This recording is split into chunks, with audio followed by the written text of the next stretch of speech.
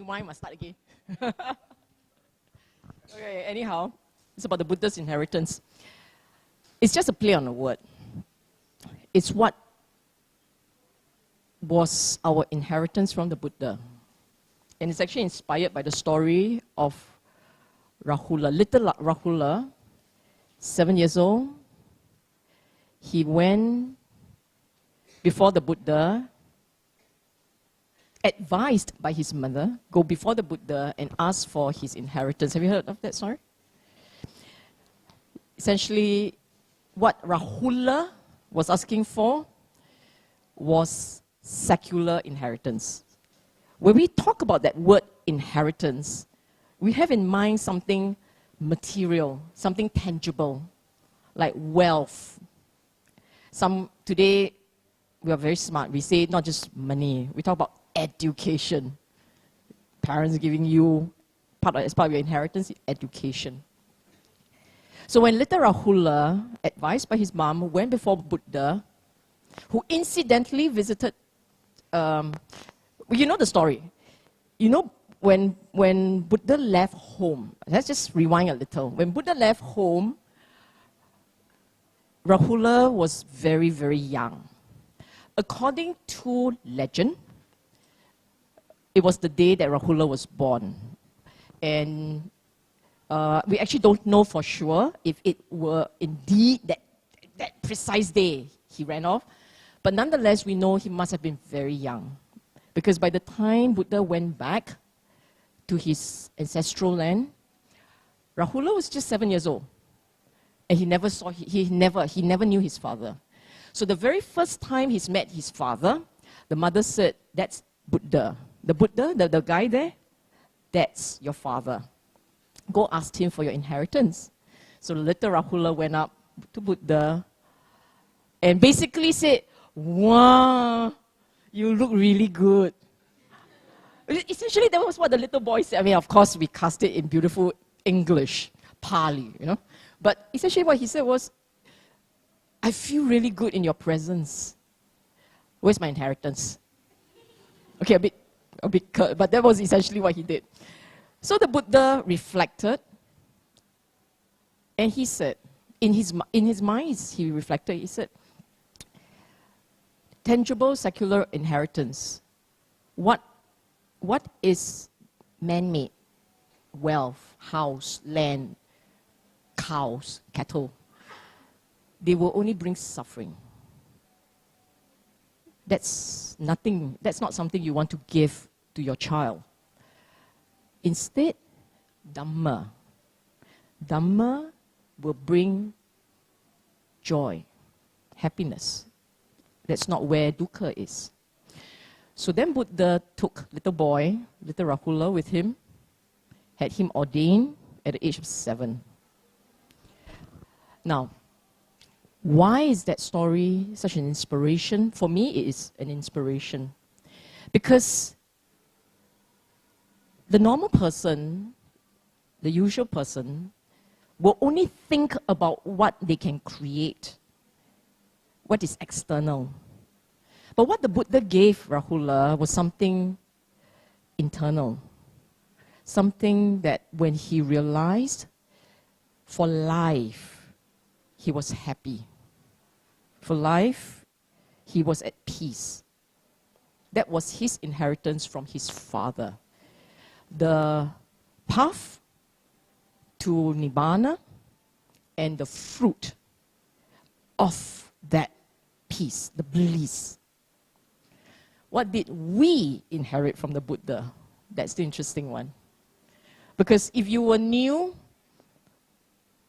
if we are all new in this path, we wouldn't have tasted that fruit.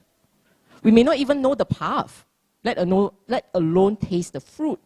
So what's our inheritance? Do we get anything from him if we don't know Dhamma? Do we even get anything from him? So that's what we're going to discuss today. Okay. In my mind, as long as you call yourself a student of the Buddha, a disciple of the Buddha, you should have inherited one thing from him. That is joy. Joy. Let me explain. That happiness. And we start with the first one, the joy of faith, saddha.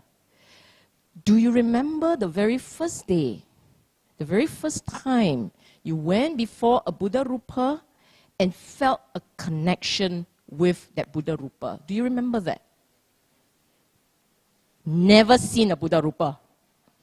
It's absolute silence in this hall. There's one here. In fact, there are 3 there. You choose your favorite one.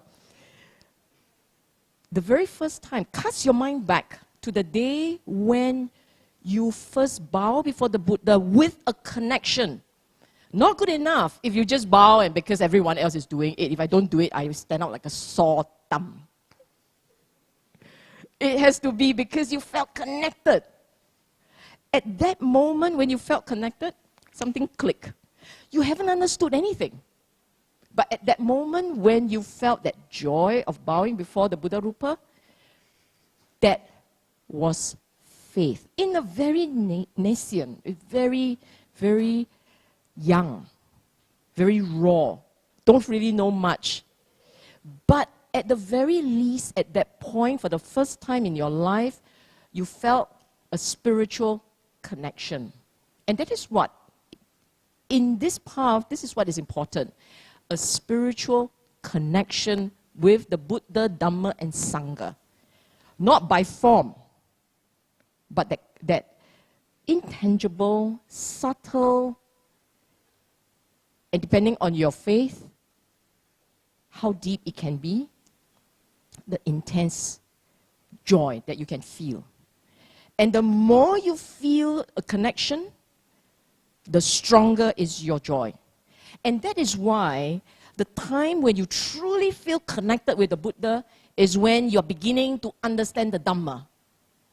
Because when you're beginning to understand the Dhamma, and we're not talking about the chim one, not the, Four Noble Truths, the Eightfold Path, this chim really. Yes, Four Noble Truths, Eightfold Path is chim. They're not just words. To you, they may just be words, but they are words with a deep meaning. I.e., chim. Okay, now.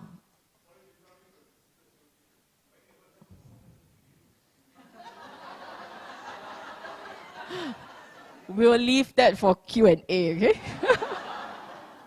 We'll come back to that later. But now it's about the Buddha, the joy. Okay. Now, I said that your faith, the joy, will feel deeper only when you begin to understand the Dhamma. And I said you don't have to be very deep, even superficially. And what do we mean by even superficially? The day when you really got the point he was making. In your mundane, everyday life, you're always chasing after something. Because you're always chasing after something, you will experience dukkha. The point in which you can allow yourself to learn to let go, even just a little bit, you will feel better. That's all. That very subtle connection, that's your first, second, and third noble truth. Just by understanding this, you will feel a bit of relief. Recognizing that relief is what will add to your faith in the teaching. Because he described your mental state correctly. You do feel stress. If you feel stress and you know it, you know, I always say this. The first noble truth, Dukkha Arya Satya, the noble truth of Dukkha. Dukkha translated as suffering. But we know Dukkha is a little bit more than that. Huh? Now, just by that first noble truth, you say, I live life, I suffer what? I know suffering. Really? You may be suffering, you may be experiencing Dukkha, but you may not know it. Why do I say that? You say, yeah, but I know pain. Yes, you know pain. But you may not accept that pain is natural. You may presume that faith is not natural. Having dukkha is not natural. It's not acceptable. And the very fact that you're trying to push the dukkha away, trying to deny its presence, that tells you, not me, should tell you, that you don't quite see that life, the normal experience of life, carries with it the conditions of dukkha. It just says that. Because if you accept it, you won't be spending half your time trying to push it away. Spending half your time trying to bury your head in some kind of activities so that you don't see the mind experiencing dukkha. You see what I'm saying? Hello? You understand what I'm saying? So, just by that first noble truth, for many of us, we don't even know it. Even though we have been hit by the head many times, we still don't get it. And you know what's hilarious? Not that it's really hilarious, but you know what's hilarious? What's hilarious is the point where we die, we're going to say, again! Let's do it again! Doesn't matter if this is bad, we do it again! Yeah, lor. It's just like that. That's, if we say that, right? If we say, let's do it again. If we say that, you don't know what's dukkha. Buddha's right. We think we do, but we don't. So, the point when you truly appreciate that my state of mind in the state of dukkha, unfortunately, it's a given. It's a given. It will happen. Why is this like that? Because the mind has a built-in instinct to desire, to chase. Buddha call it kama tangha, bhava tangha, vibhava tangha. Kama tangha, craving for sensual delights.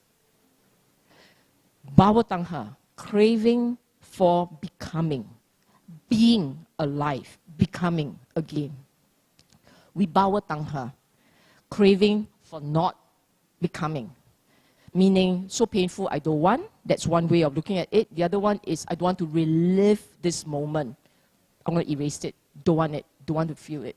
So, one or don't want is still one. And therefore, the point when we realize the connection between craving and dukkha, and we learn to moderate it, and we begin to feel better, your faith will deepen. And the joy that you experience when that faith deepens, that joy is immeasurable. For those of you who have gone on retreat and got to the point, this point, where you see dukkha, craving, letting go, bliss, when you see this connection, that's the point when your faith in the Dhamma and in the Buddha will deepen. Deepen deeply. My adjective also gone. Effort also gone. But it will truly deepen. Okay? That's your joy of the practice. Joy of saddha. And this you cannot say you don't know, ma. This part, you already pick up your inheritance. Some of you just went on with it happy. Some of you say, hey, not good enough, let's do a bit more. That's the next round, okay? Beyond the joy of saddha, in my mind, there is also the joy of sila, morality. You say sila very joyous, man? You think about it, okay? In our practice, as Buddhists, we believe that if we observe the precepts, in this life, we should be happier people. And when we die, there should be a happier rebirth, better rebirth. Yes? No? Don't know? Which one? Yes? So If you say yes, there is a reason for observing the precepts. An immediate and direct reason is I scared my rebirth go koyak. That's the first one. So if you don't want to, as we like to say, be reborn a cockroach again and again, don't go around smacking the poor cockroach. Just shoo it away. If you're very scared, make him shoo it away. So, the point one, your precepts, no killing, no taking things that have not been given to you, no sexual misconduct, no lying, false speech, and no taking intoxicants that lead your mind to heedlessness. Just these 5 simple precepts. Actually, there are a lot more, okay? These are the 5 don'ts. What about the whole range of do's? Are you familiar with the whole range of do's? Dana, to give. Sila, observe the precepts. Bhavana, do a bit of concentration, focusing of the mind. And then transfer of merits, rejoice when others are transferring merits, showing gratitude, showing humility, giving Dhamma, sharing Dhamma, listening to Dhamma, clarifying your doubts. Now, all these are just many, many, many words. But where does that joy come in? The joy comes in when you are fighting your instincts. The day when you say, should I smack the mosquito? Government say must smack the mosquito because dengue, you know or not? And then you say, cannot. My precept says cannot. Then you go and resolve your thing. The point is, at the point when you feel that you have actually meet your own criteria. It's not mine. It's not Buddha's. He doesn't have a checklist for you. It's your own criteria for what you think is a good person, is an upright person, is a practitioner. The day you feel that you have met your own standard, how do you feel? Yeah, you must feel good. Don't good you do for what? You must feel good that you managed to do something you thought you couldn't. So for those of you who only desire to be vegetarian or chew it and chap go, and you do it dutifully for the past 50 years, solid. Now let's do whatever you want. But the point is, you set your standard, you meet your standard, you feel that you are doing something right. Please pat yourself on the back. Rejoice a little. It can be very simple, you know. Let me just show you what I mean by simple. It's not some big thing, killing a man. Seriously. Something small. Someone comes to you and you are so tempted to tell a white lie. That's usually the one that people trip. You know, you play hurdles, right? When you do hurdles, this is the first one you trip. You think I look good or not?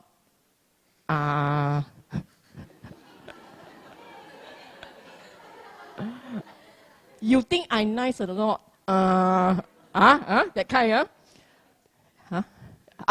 Am I fat? Yeah, that's true. Okay. The point is, it's the little ones, not the big ones. The little ones where you always trip. I fat? No fat. Those ones. When you are able to do it, it makes you feel good. So that's one. Actually, there are others. If you observe the precepts, if you go beyond the precepts and you are looking at trying to keep the mind pure, because we're talking about different levels. At the lowest level, we're talking about observing precepts. At a higher level, you're talking about do good, do no evil. This is big. Not just 5 precepts, good. Observing 5 precepts only. What about the person you scolded? What about when you refuse to be nice? Because you don't feel good. If you don't feel good, you don't want to be nice. You spite the fella. Those little things, those are the ones that if you are truly practicing, you learn to watch for those. And above all, the ego. The ego can really make you do things. You feel you should do it. Stand up for your right, you say. And then you do it, lor. And then after that, you turn around and feel bad because you did something you knew you shouldn't have. Now, the thing about morality is if you are doing it correctly, your mind actually softens. Every time you give, every time you show metta, every time you show compassion, every time you stand up, give your seat to someone, it actually makes you feel good.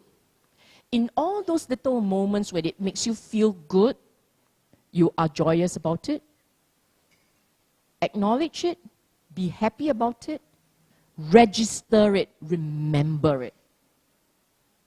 Those are joyous moments. At the end of time, if you have not seen the Dharma, those are the collective joyous moments you need to put away, pack, because it's going to carry you to a better rebirth. You understand? So where does the Buddha's gift come in? Because we say it's about Buddhist inheritance, right? Where does the Buddha's gift come in? He told us why we need to observe precepts. When you know, when you understand the rationale for doing something, you actually feel better doing it. If you don't understand the rationale, I said don't kill. Why? Don't know, but don't kill.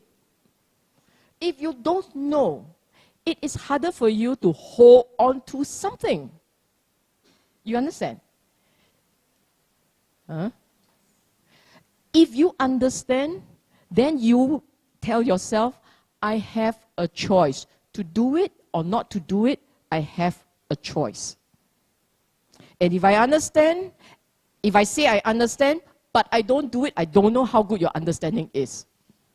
If you say you understand, you surely must want to do something. If you understand that taking life again and again and again is going to lead to you having a rebirth where your life is going to be short, then, but it's okay, I don't believe it, then you do. But I understand, and you do, then that's a part which I don't understand. You figure out the cognitive labyrinth. Okay? Okay, now, so one is the Buddha explained to us why we need to observe the precepts, why we need to do good, do no evil, why it is good to do things in a certain way. You inherit from him an understanding. Then, having understood, you proceed to observe his teaching in your daily life. And as you observe the teaching, you feel joyous, moment to moment, when you are actually able to accomplish the goals you set for yourself. That's where the joy comes in. That's his gift to us. The understanding, and because of the understanding, you observe it. Because of the observation, you experience the softness in the mind, the happiness in your heart. That's his gift to you. Okay? For those of you who have done meditation, why? Why did you do meditation? Why did you meditate? Why did you go for this awesome retreat where you eat once a day? And you have to do things in a very, very, very slow way. And you sit for 8 hours. Why put yourself through the Dukkha? How many of you went for retreat and found it Dukkha? First time. Subsequently, you very kilat already. You don't feel dukkha. You feel very shock, man. Not those times. The very first time when you went and you were a novice, not the real monk novice, but you were a novice at meditation, and you were toddling all over the place, and you walk mindfully and knock into the next person. Those times, Was it dukkha for you? Yes. The rest of you better go. Just give it a shot. Okay, now my question to you is, why? Why did you do it? Why did you go for retreat? Your daddy pull you along doesn't count. The ones where you choose to go even though you know it's tough. Why did you do it? Still try. It's okay. But why? Why did you do it? Yes. But who asked you to start? The question is, who asked you? What was the motivation for you to start? Because you believe that it can help you understand the Dhamma. Right? It's not because all your friends go, you must go.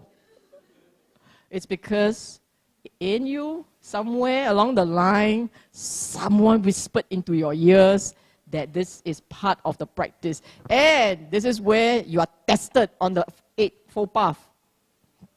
The last portion talks about meditation. So for many Buddhists, many people who call themselves Buddhists, when they do go on a retreat, very often it's inspired by the belief that you need that quiet to be able to see the mind and understand the Dhamma. Of course, some of you went for retreat thinking it's going to give you psychic powers. Salah. Buddha didn't say that. Oh, actually Buddha did, but it's not quite like that. Not quite the way the world assumes. But anyhow, so, what is this joy that he gave? When you are inspired by his teaching to go on a retreat and spend the time to pick up the skill of focusing the mind on a single object and very, very skillfully hold the concentration in place.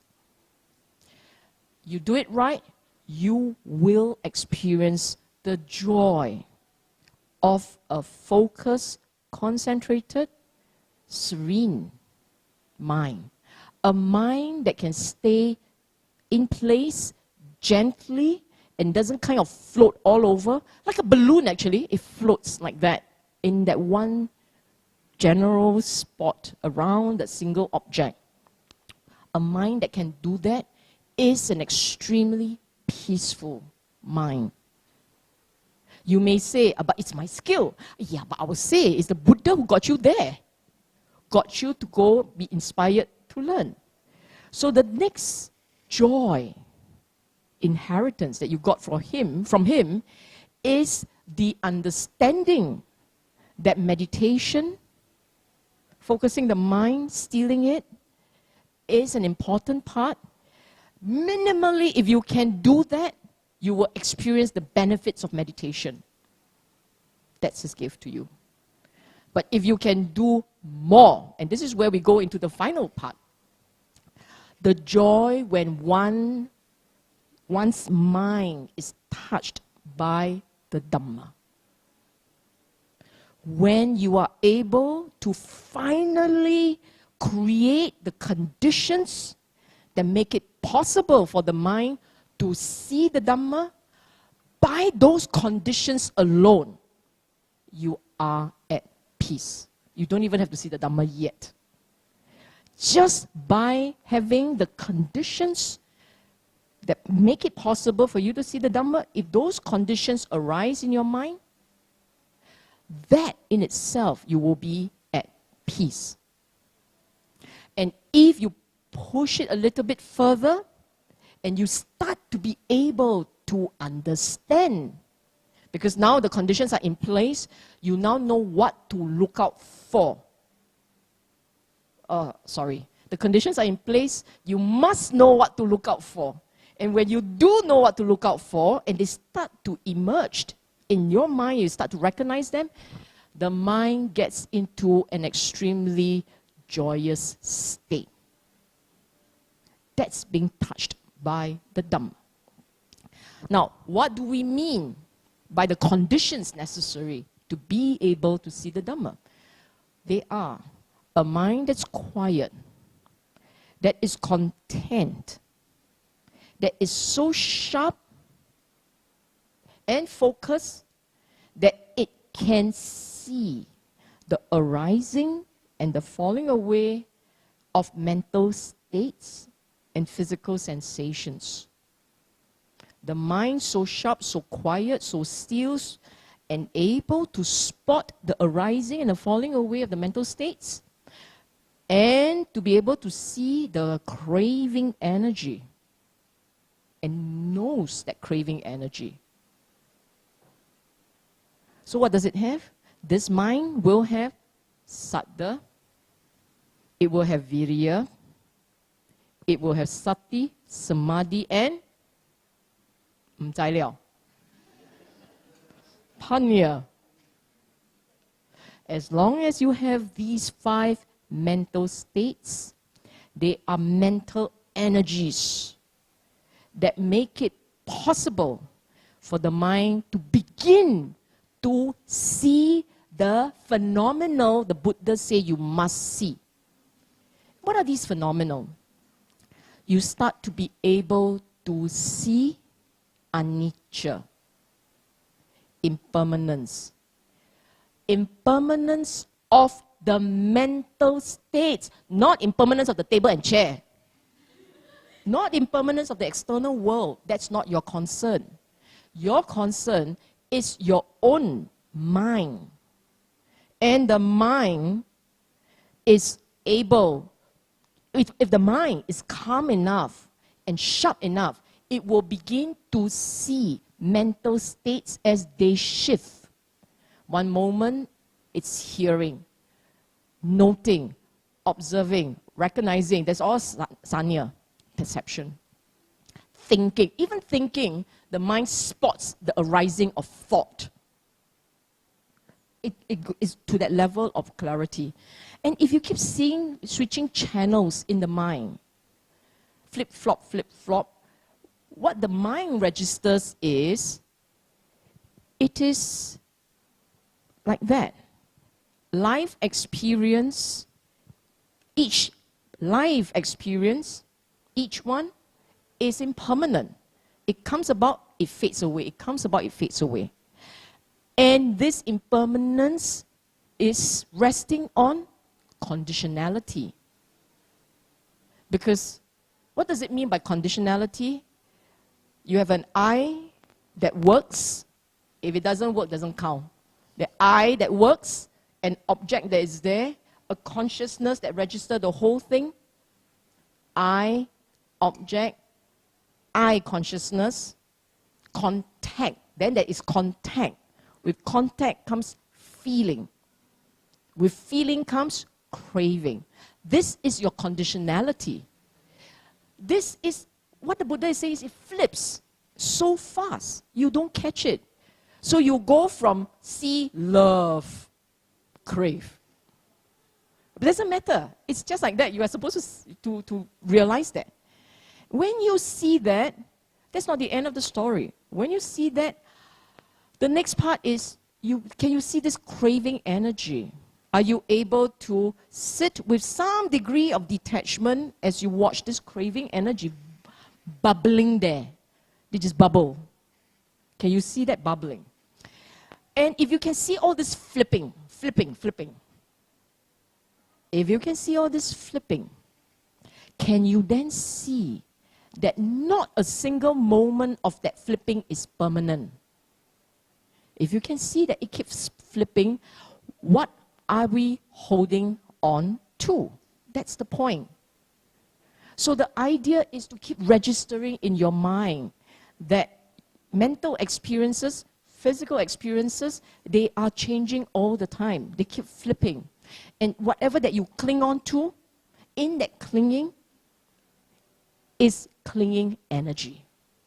It's a habit of clinging. And in this habit of clinging lies that dukkha.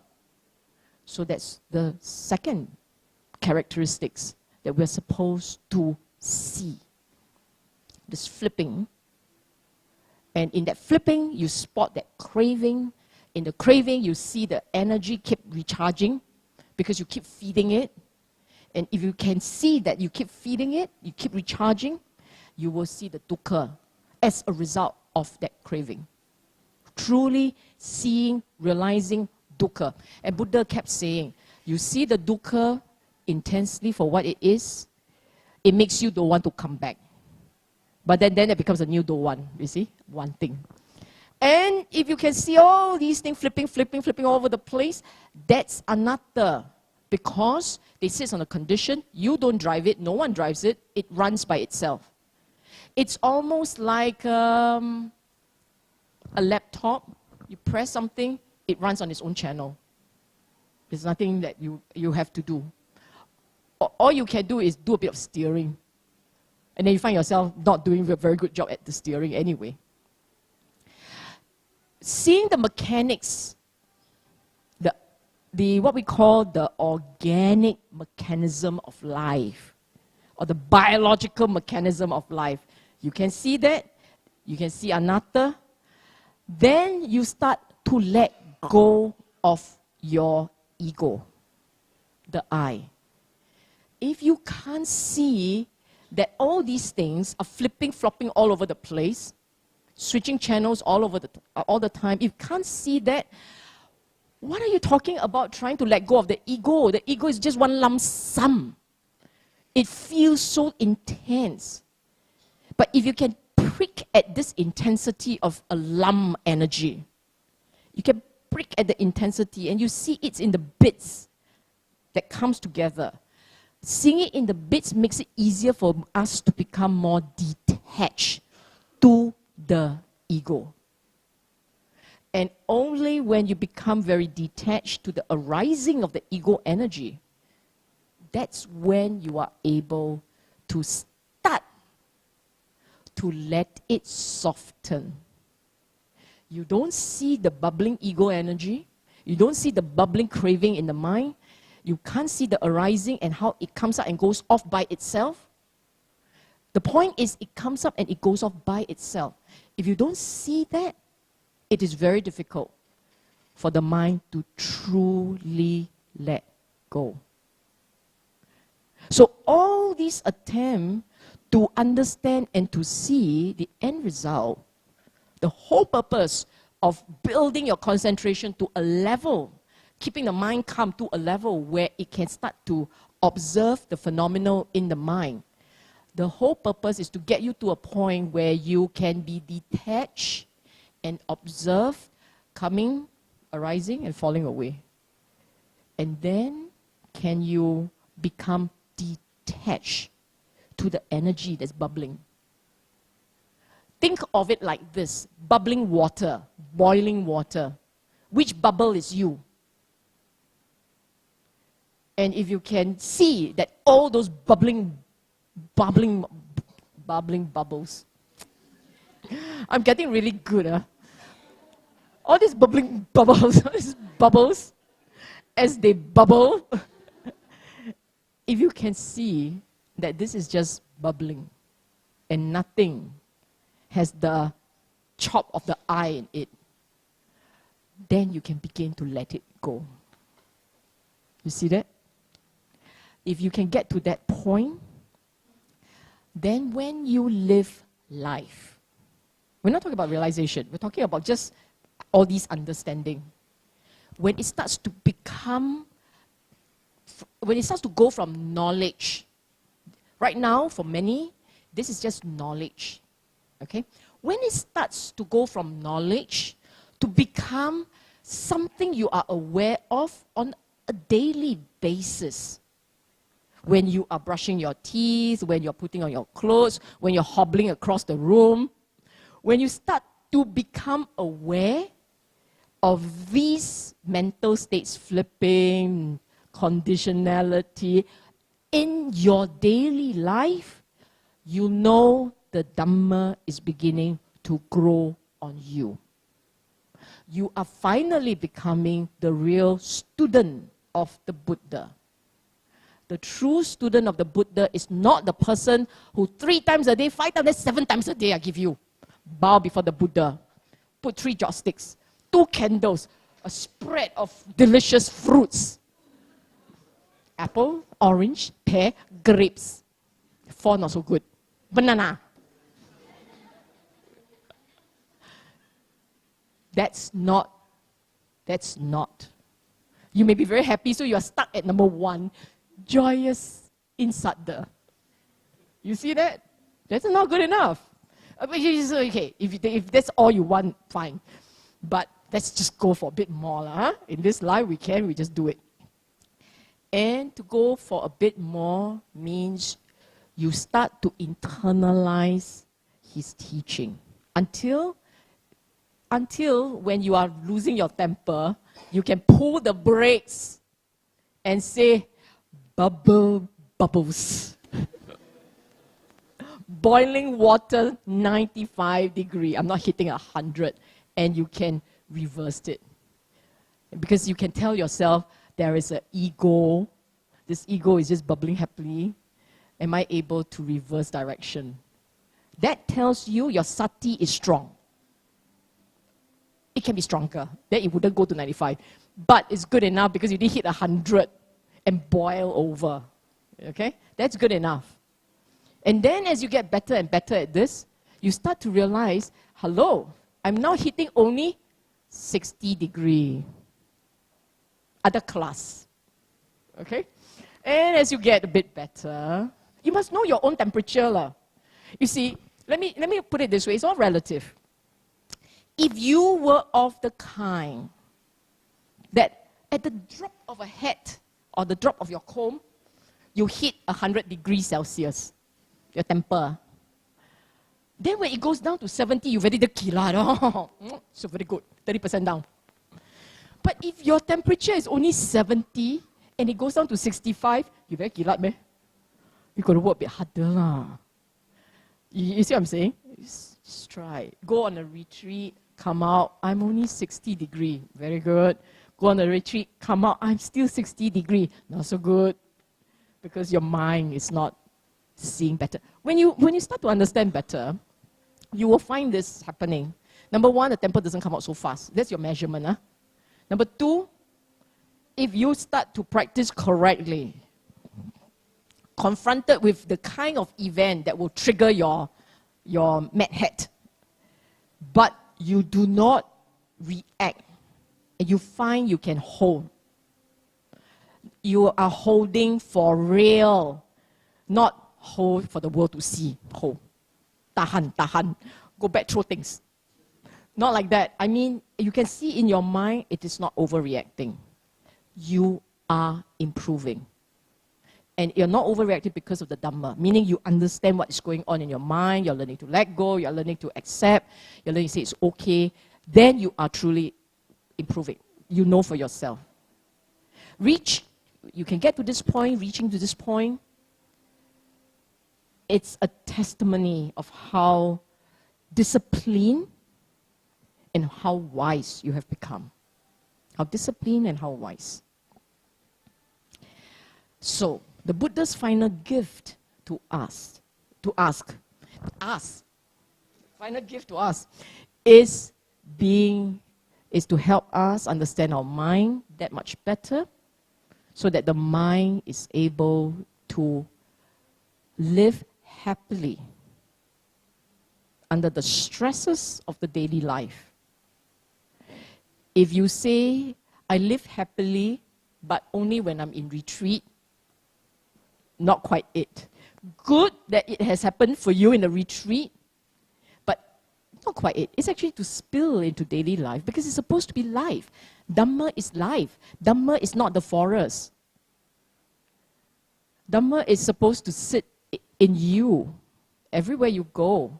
It's not a place. It's not a time. It is not 9 o'clock at night under the Bodhi tree. It is with you all the time. And the time, even in the time when you find yourself losing control, I must eat this, I must have that. You know, you find yourself losing control. The very fact that you keep having this conversation in your mind, should I not? Having that conversation tells you that you're beginning to understand. Craving has to be held in check. And then at the point when you say, I have successfully done it, Must always pat yourself, reward, okay? Because you can't expect a teacher to pat you, ma. You pat yourself. And that is practice. Okay? Right. That's essentially the Buddha's inheritance.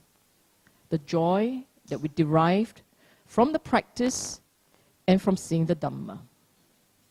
From the joy, I call it joy.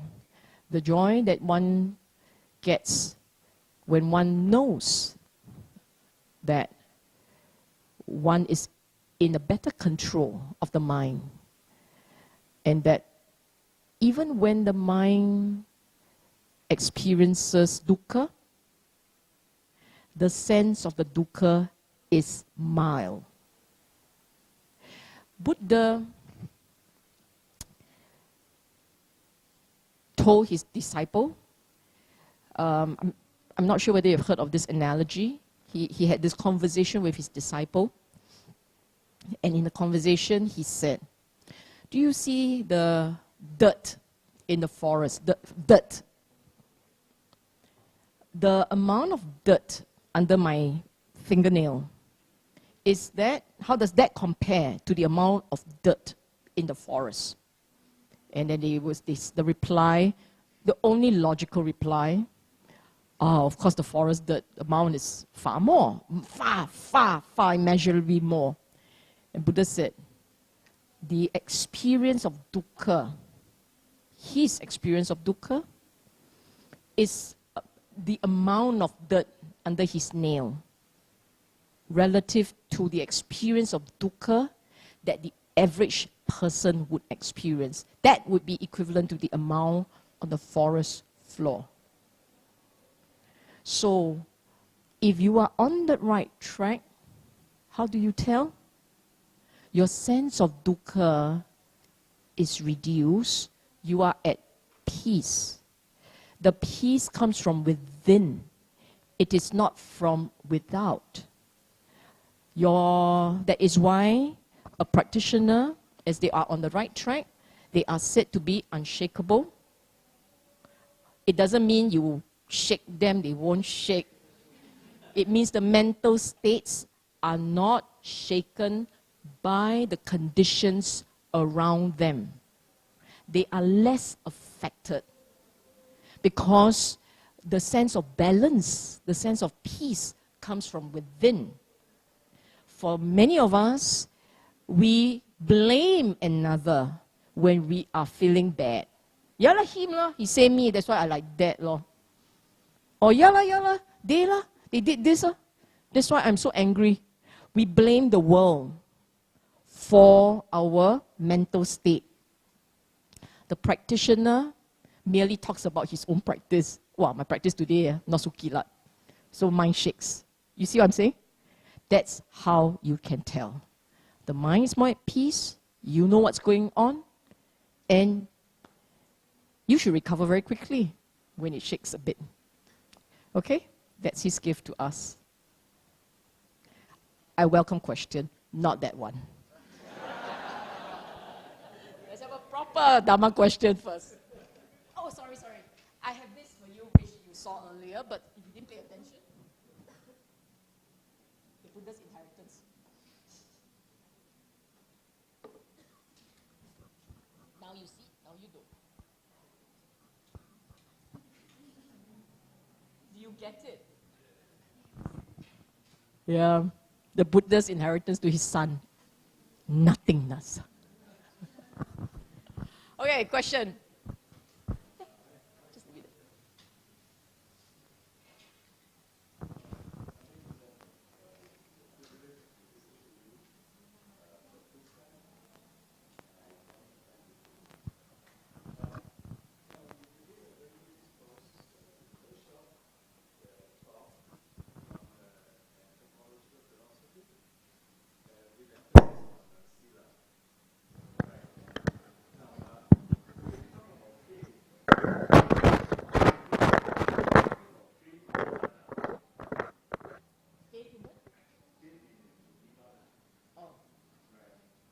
In the Buddha. Yes.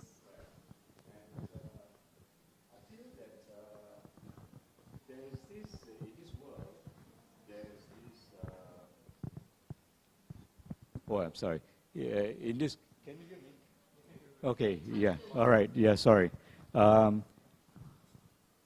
this world, there is what I call, the world still exists, and we are still around is because there's harmony, right, between chaos and blessings.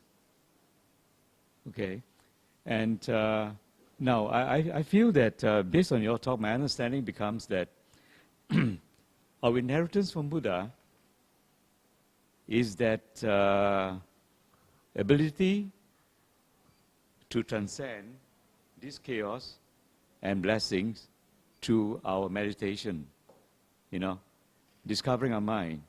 And that in this transcendental phase, we can see the bubbles of chaos and blessings. Right.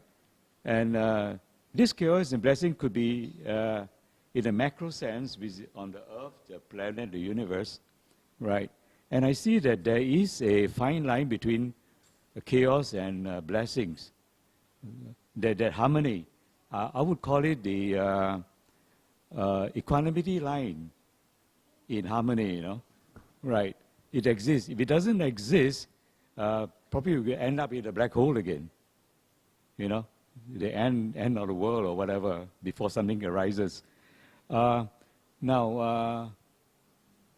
when we see the bubble, the other aspect is that the micro aspect, we can see the chaos and the blessing in ourselves, right? The fact that we have not achieved a nibbana is because there is still chaos in us, right?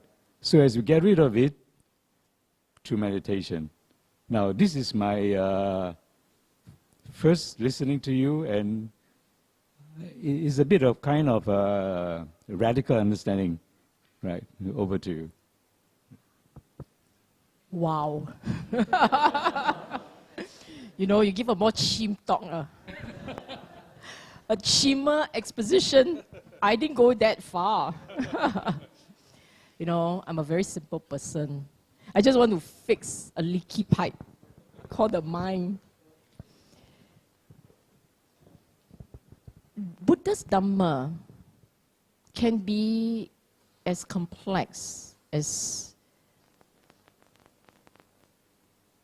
the individual makes it out to be, which is the reason why over the centuries there were so many schools, so many schools arguing about the different aspects of his teaching. And it got so complex that they went into addendum Dhamma, meaning additional tag-ons.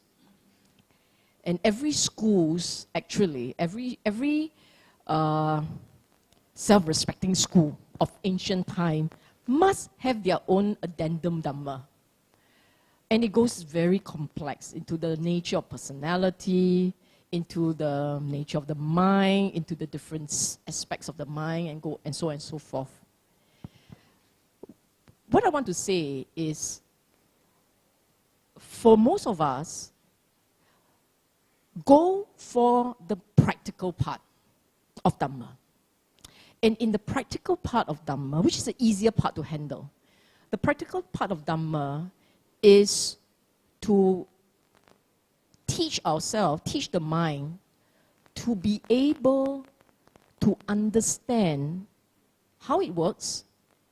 And once you begin to understand how it works, you are able to solve the problems of stress, of angst, of disharmony in our relationship with people, even disharmony within ourselves. If you can learn to understand how the mind works and then harness that knowledge to tackle the challenges that the mind throws up, then you feel more peaceful, then we are happy. So for some people, in fact for many of us, I think, arriving at this point is good enough, happy enough. Of course, there will be the ones who are what I call more intellectually bent, more philosophically bent, and they will go deeper into trying to understand how certain parts come together, and then see how it's relevant, in life and mind and so on. That's okay. That's something that they enjoy. But to get there, I think, let's just fix it first. Once you fix it, once you're a happier person, you can do whatever you want and make it even more, in the mind, intellectually satisfying. I think your emphasis here now is more of what you call deepening faith with the Dharma. Yes. And deepening through understanding the basics. Actually, it's only the basics first. Which is found in the Dharma. Yeah, correct. It's all found in the Dharma. And the basics, once you get it, actually, it's like many levels of Kung Fu. First level, already cukup to fight off the intruders. Can survive. Basic survival skill. You basic survival skill, happy already. And for many of us, we never got there. My point is, we never even got there. Now, for some of us, once you get to the level where your mind is able to feel happy and relief, they cry from the joy of experiencing a moment of unconditioned bliss. The joy of it. Because it is like, having that moment where your mind is not caught up in the world, spinning around something, chasing after an object, the mind sits quietly. Just that moment is a relief. For some people, that's a relief. And because it's so good a feeling, they may actually say, enough already lah. I'm happy. And you know what? When they say that, when they say enough already, I'm happy, right? That's when the relief gets deeper. Because that's when the letting go gets even more. Because you know it, you feel it, it's okay. You feel even happier. You can get there, it's good enough. But of course, if you want to go further, by all means, get there first. You okay? Okay, here. Yeah, thank you, Sister Sylvia, for the already very profound chim talk already. And also a very dharmatic but joyous talk that you have given, dharmatic and joyous. Okay, I have a very simple question, not so profound as from my friend here. Very simple one. You mentioned about patting yourself on the back twice. In the beginning part of your talk and the back part. Okay, I'm talking about the front part where you set yourself standards and then you match to the standards and give yourself a pat. But sometimes you can get into that state under delusion also. You are deluded and you think you are there, so you keep yourself. But before you pat, how do we check whether there's a delusional pat or is it a real pat? I want to know. Okay, I want to know my second question also, the earlier one that I asked. You're holding on to the mic. You choke the mic. People use tissue paper, you use what? The mic. You are right. It is possible that we might get deluded and, I'm an Arya. That's possible, but I'm not talking about that. I'm talking about, I don't want to kill. You know you kill or not, what? I'm talking about very simple things that you can measure. Did you lie or did you not lie? Did you steal or did you not steal?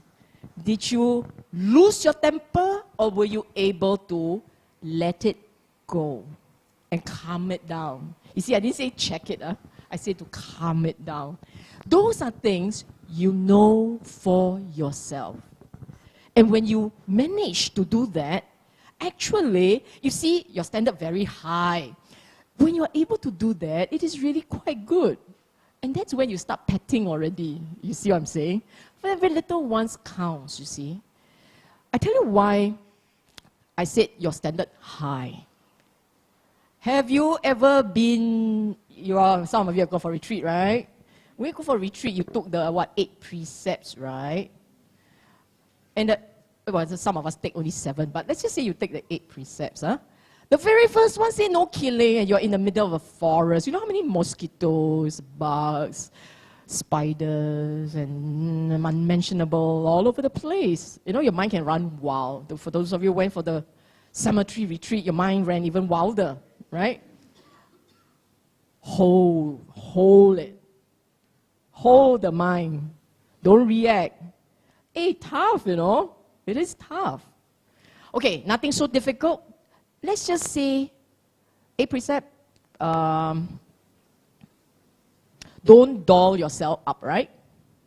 No applying perfume and you're starting to sting. For whatever reason, it's a very hot retreat. 40 degree, very hot. And you say, don't, my precept says I'm not supposed to. So you don't.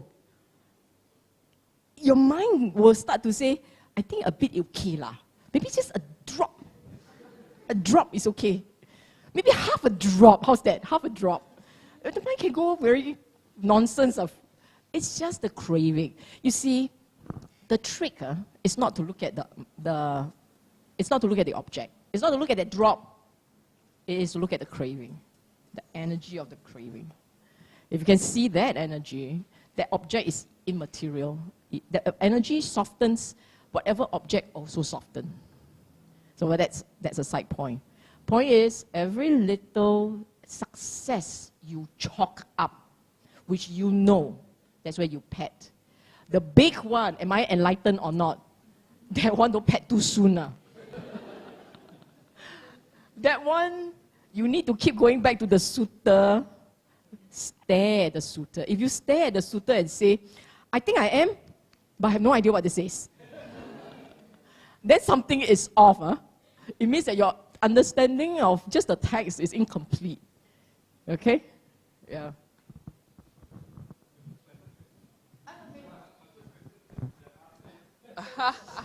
I fell. It's so colorful. I just fell. Landed wrongly, twisted the ankle. Okay. Any other question? That's it. Now, I think some of you will have questions, personal ones. I think I can stick around for a while more. I'm not going anywhere. So feel free to come out and ask your question.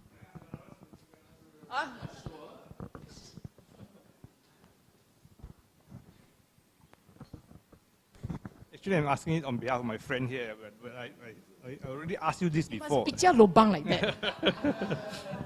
You see, I think this part you didn't cover, but there's this non-self that is inherent in Buddhism. And if we are going to be reborn, and that person is not the same self as this one, so there's very little incentive for us to do any good if I'm not a good person, not to even do any good at all if I'm a bad person, to be reborn a better person. Because it's not me, why should I care about the next person? So how do you reconcile this aspect of it? You know, Buddhism doesn't talk about next life only. Buddhism always say happiness in this and the next life. If you do good, meaning motivated by non-craving, aloba, adosa, amoha, no greed, non-greed, non-anger, no anger, with wisdom, if your actions are motivated by these three, it's considered wholesome. You will find that if your action is truly pure, motivated by wholesome instincts and thinking, you actually derive a lot of joy when you perform that act. That joy is your reward. Straight away, in this life, you experience the joy. It is not to be taken on credit. You understand? Now, conversely, if you find yourself constantly angry, always resentful, constantly comparing, I like this, you like that, I like this, you like that. Why you wear red, I wear white? Like this type, huh? When you find yourself doing something like this, your mind is not a very nice place to be in. So, time to time, point to point, you are actually not happy. This is a wasted life. At the end of life, you will find, I'm not a happy person. Not just that. This is just one level. You know for yourself whether you are happy or not. So that's one. Two, you know for yourself if you have done really wrong, okay? The day you lose your power, the day you lose the clutches over other people, there is no one next to you.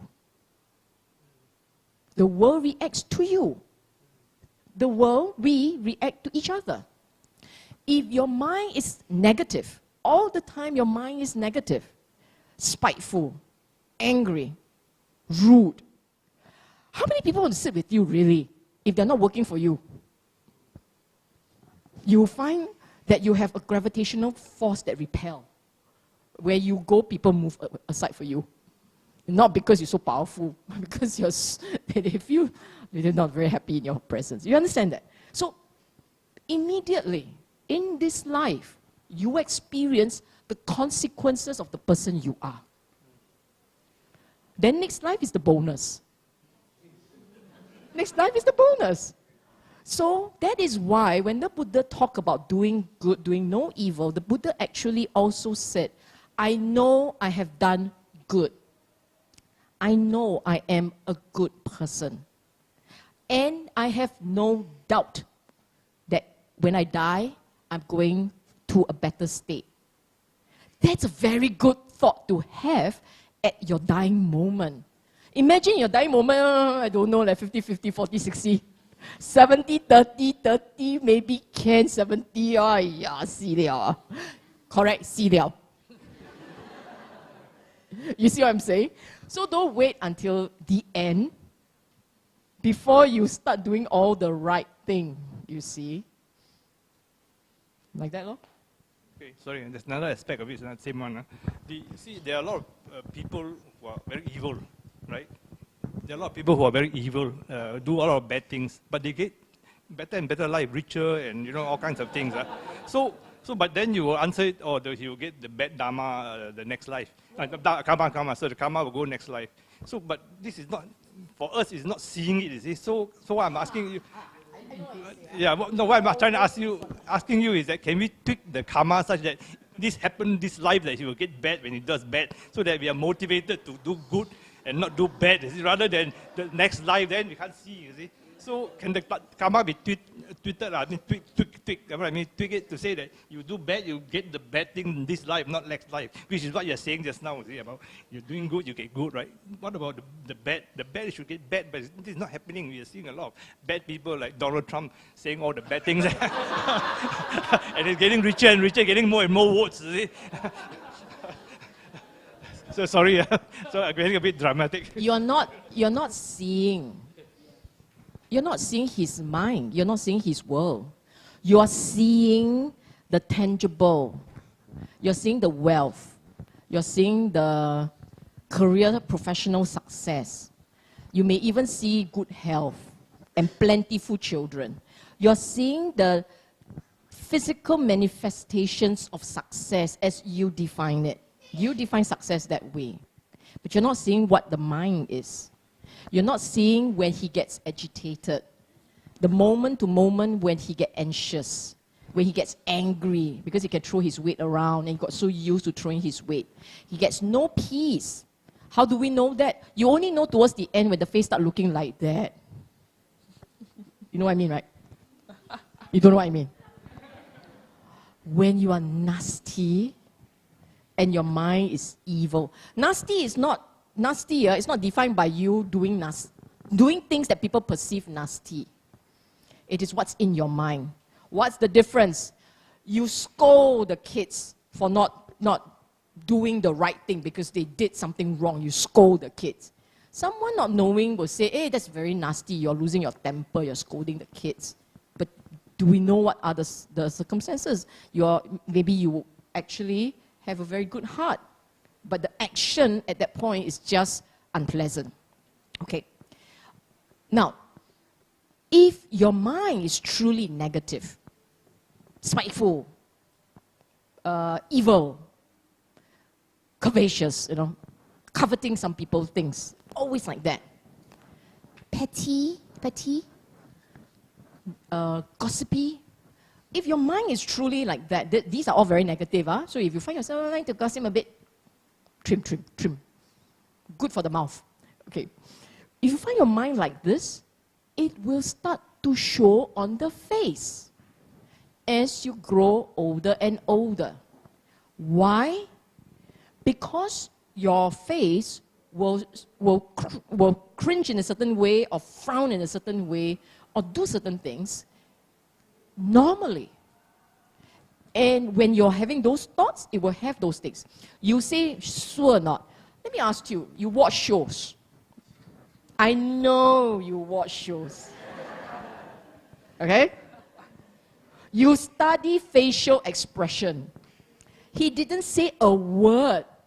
You looking at him say he's evil. How you know? How do you know? Because your mind interpreted the facial expression. Right? That's how you know.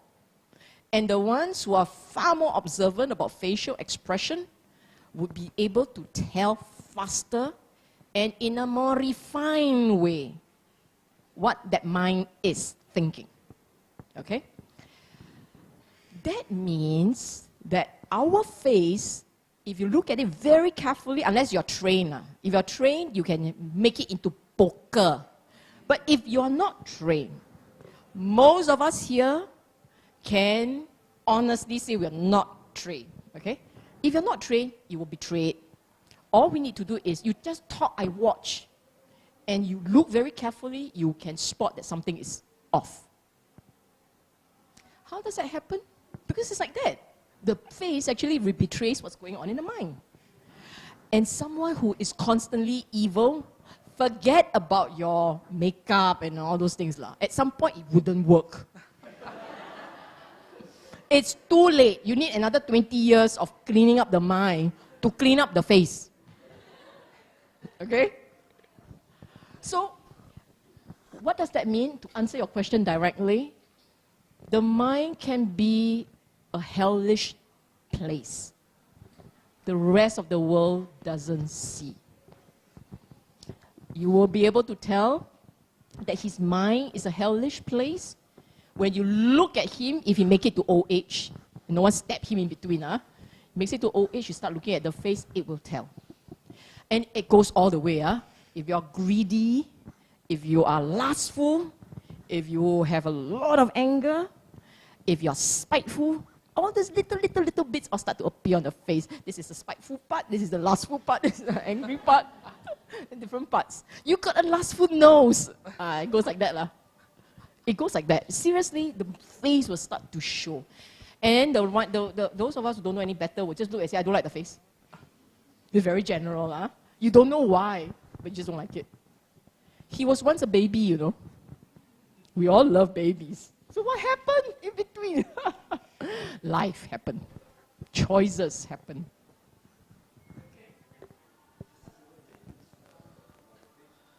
It's a measure of control. Why ask such a fierce question when I'm drinking?